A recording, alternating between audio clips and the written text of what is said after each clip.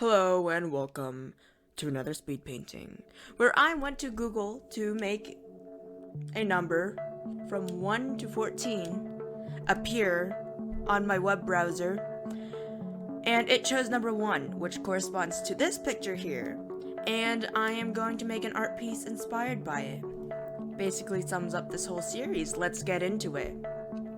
At first, since it was a picture of a human, I thought maybe I should do a portrait drawing, because I need to practice those. But then I thought, nah, let's do something a bit different.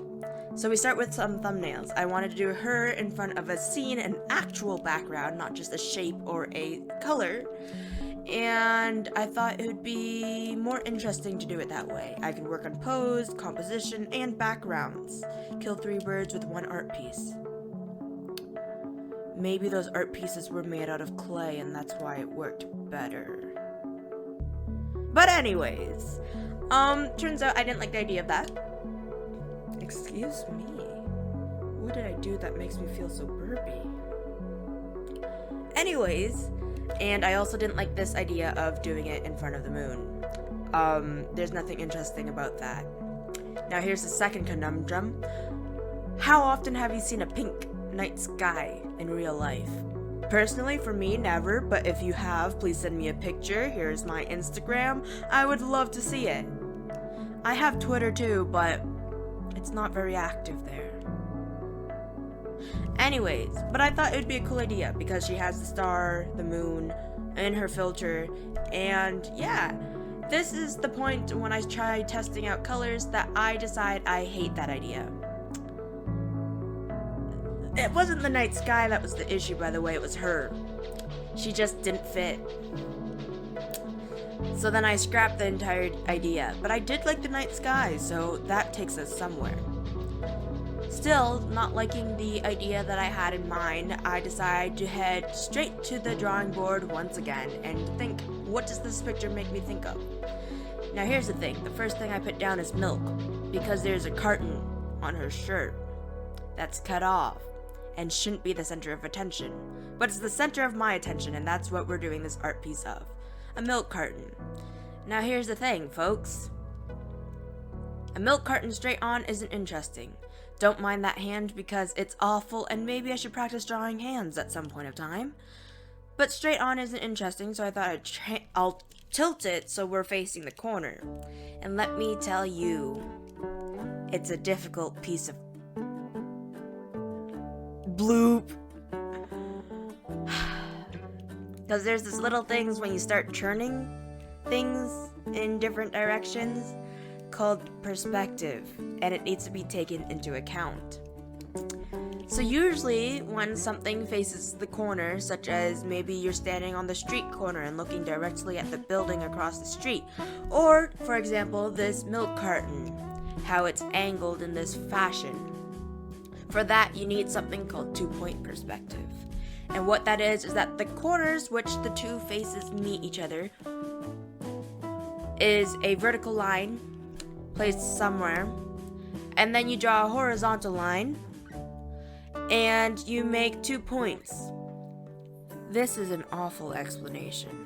Let me just redo this. What you do is first you draw your horizontal line along the page. After you do that, you draw 2 points on both sides of that line. Those 2 points are your vanishing points. Then you draw a vertical line somewhere in your picture. It doesn't really matter where, but I chose to do the middle because aesthetics, and it's a single item. So from there, any lines that are supposed to be horizontal on your object, it needs to go to that vanishing point. You can see how I do that in this picture in speed painting. Any lines that are vertical, however, will just remain vertical. It will remain normal. Now here is where I bite myself in the butt choosing a milk carton. References are very helpful. I say this every time and I do nothing about it. Maybe it's because I don't want this video to go over 25 minutes. Even 15 minutes is a stretch. But anyways, because milk cartons have these slants and tucked in pieces like here and here, it's difficult to do this to a vanishing point. So I really screwed myself over there. The second point where I screwed myself are the wings. Because wings are very hard to do in this object and at this perspective. Now the third thing would be the writing. Because I chose to do the writing on a slant instead of doing it perpendicular to the ground. That's difficult. It might have helped if I gotten a reference for these things, but I didn't. Shame on you, Blanket. Shame on you. Anyways, in general, I liked how this piece turned out, though. I simplified the name to Peachy because it is a pink color scheme and cutesy.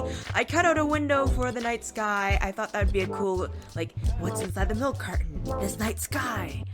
Anyways, I thought that would be cool, and I liked adding the hints of yellow because, well, she has a flower crown in this rather pink scheme of hers.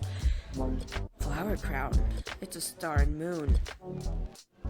Anyways, so yeah, I thought those would be really cool accents, and I do some color adjustments here and there to make this look prettier. I enjoyed it. It was a fun process. 2-point perspective, it was a nice visit. If you want to see me practice more 2-point perspectives, think about commenting down below. I will go and do it. In fact, I'll do you one better.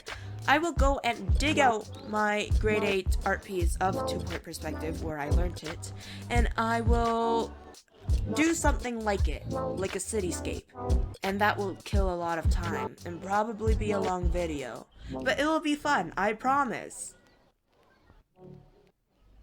But anyways, so yeah, if you'd like to see me do more 2-point perspective, maybe a bit more details and exploration of the technique, then just let me down in the comments below. While we're talking about commenting and stuff like that, thank you so much for watching and reaching this far of the video. It's a surprise, to be honest, that people reached this far into the video. But thank you so much for reaching this far into the video, and I hope you're having a nice day, and I hope I've brightened up your day despite my ranting. And yeah, so on to the smooth to final piece.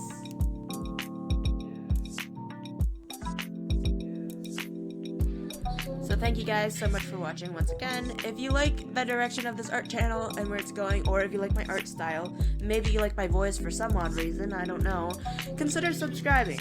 It'll be a lot of help to my channel, and I will, if you haven't reached your 5,000 likes limit, I've discussed this before with my friend Victoria, her channel's here, if you haven't reached that limit, consider liking this video too. It helps me out a lot. Thank you so much for watching. Stay safe, stay hydrated, and I will hopefully see you next time. Bye-bye!